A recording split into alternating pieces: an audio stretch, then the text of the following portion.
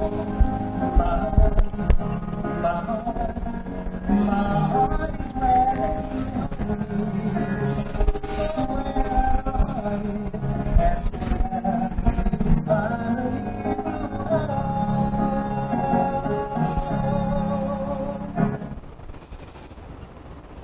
morning, everyone, and welcome to today's edition of Good Morning Hebrew Home. I am your host for Friday, Liisa Murray. Today is Friday, February 5th.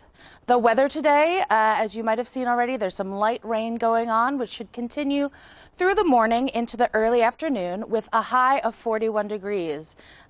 In comparison to the other days, this is basically our heat wave, so maybe it'll melt a little bit of that snow outside. On this day in history, in 1919, Hollywood film studio United Artists is founded by Charlie Chaplin, Douglas Fairbanks, Mary Pickford, and D.W. Griffith.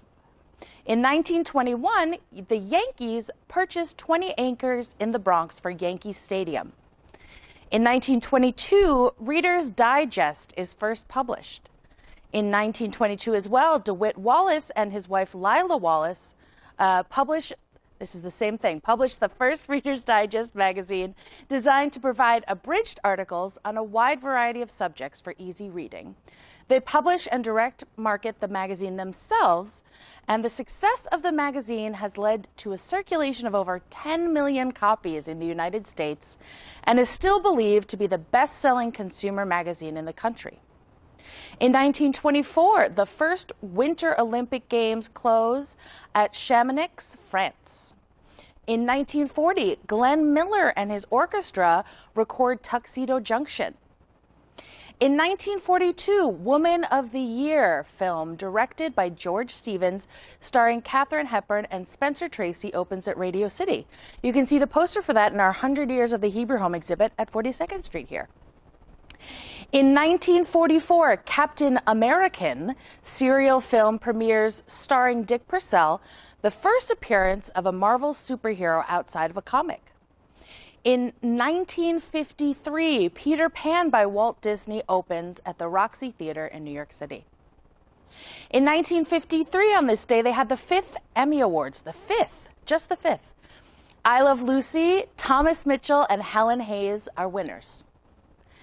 In 1953, after 13 years of sweet rationing, since the beginning of World War II, sweet rationing ends in Great Britain, and children all over the country are heading straight for the nearest sweet shop as the first unrationed sweets went on sale this day.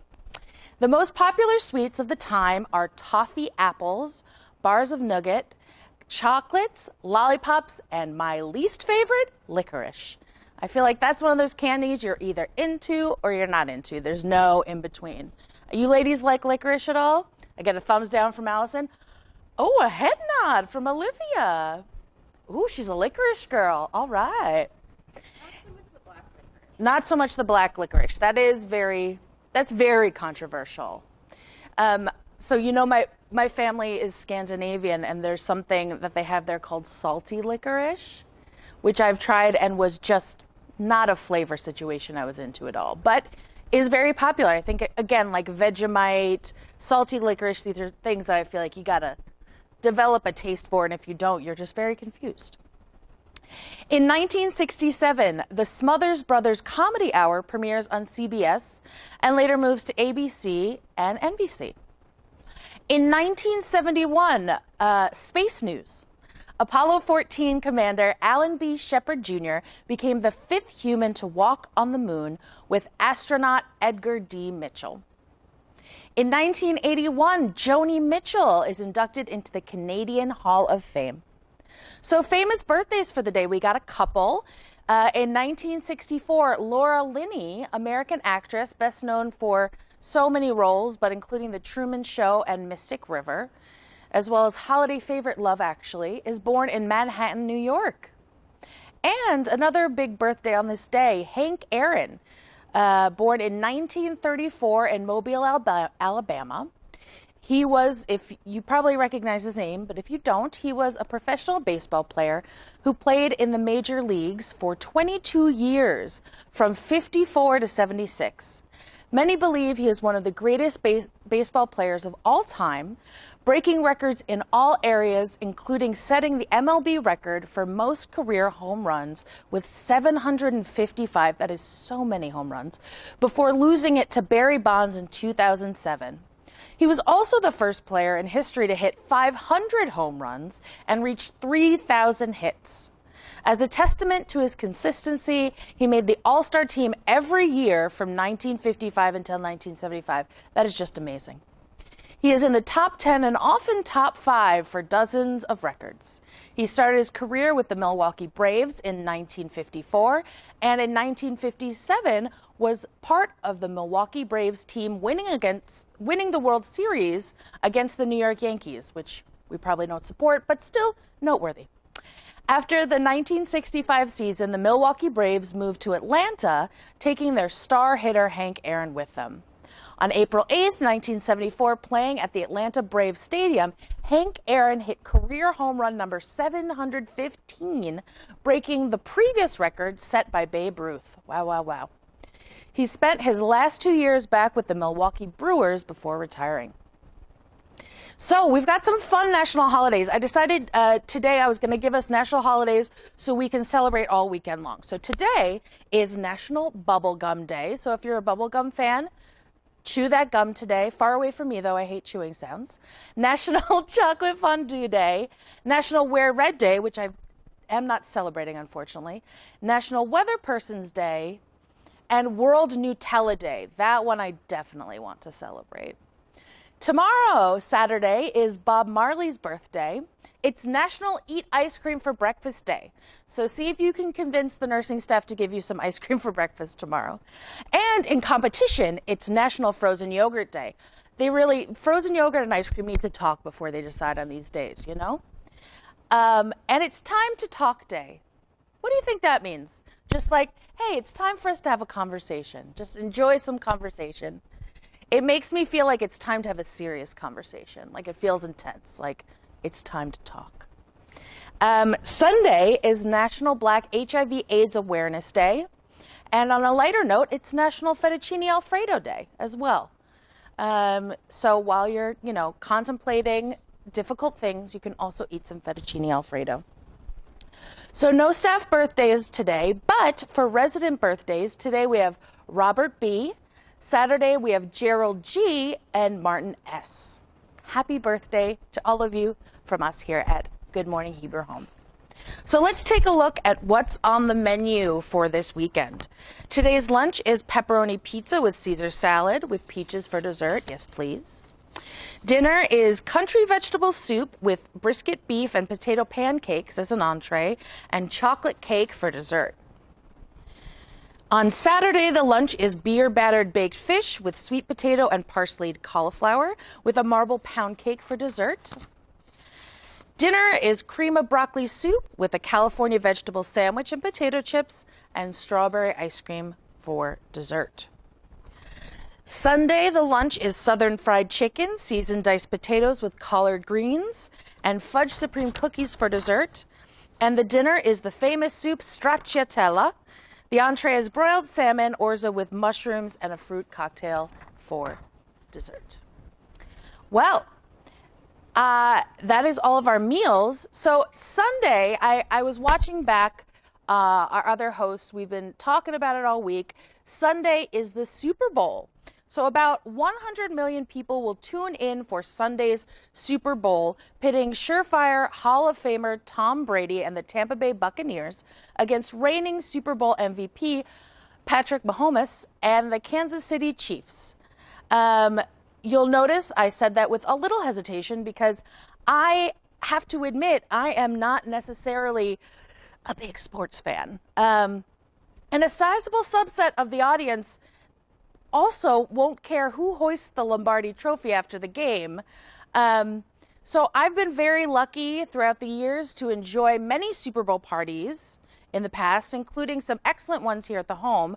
But I am more of the person who shows up for the snacks and halftime show than an actual sports fan. So if you are on the non-sports team with me, you can still get invested with unique non-sports bets.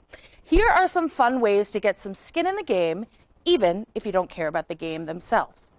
FYI, these are real bets that you can make on today's internet.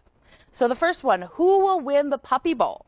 Team Rough is the odds-on favorite to prevail over Team Fluff.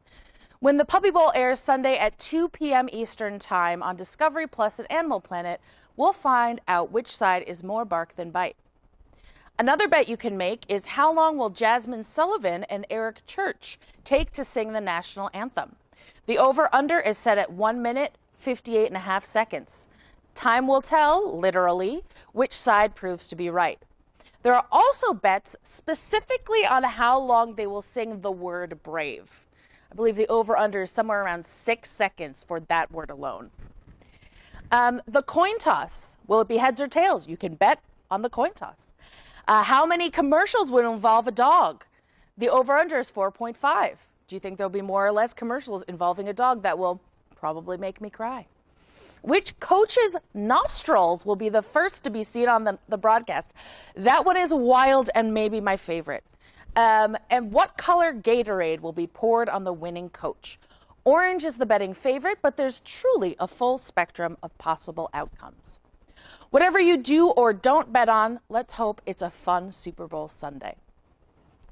So we're coming to the end of our show today, and I thought that in honor of Black History Month, it might be nice to end our February Friday shows together, spotlighting some notable folks from Black history, past and present, and specifically from an area that is near and dear to my heart, and take a look at some notable singers. The first artist we're starting with is one of my favorites, and she will be singing the national anthem at the Super Bowl on Sunday, as we mentioned earlier, and her name is Jasmine Sullivan. She is a virtuosic singer and a songwriter hailing originally from Philadelphia, PA, and is known for her raspy tone and seemingly effortless yet complex riffs. She has several wonderful hits, but the one we will spotlight today is called Masterpiece, parentheses, Mona Lisa. Jasmine said of the song, which she wrote as well as performs, the song is about the process of self-love. That's very real for me, and that's been part of my journey and still is. It always will be. You have to love yourself first in order for anybody else to love you. It's all about your own personal journey with yourself. It's a beautiful and powerful song, and this performance that we'll be showing in a moment was at Black Girls Rock on BET in 2016. I hope you enjoy it, but before we watch this stirring performance, a few brief programming notes. Tune in later today for Catholic services at 11:15 and Shabbat Shalom at 3 p.m.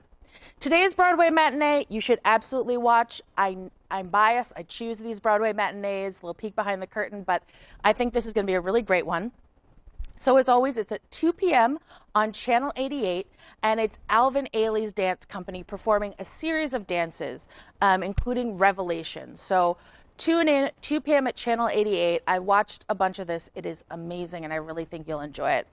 If you missed any portion of today's show, it will be replayed on Channel 88 at 6:30, and you can find all of our episodes on YouTube.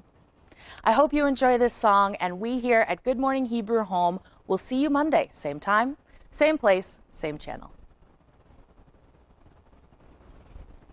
Sullivan.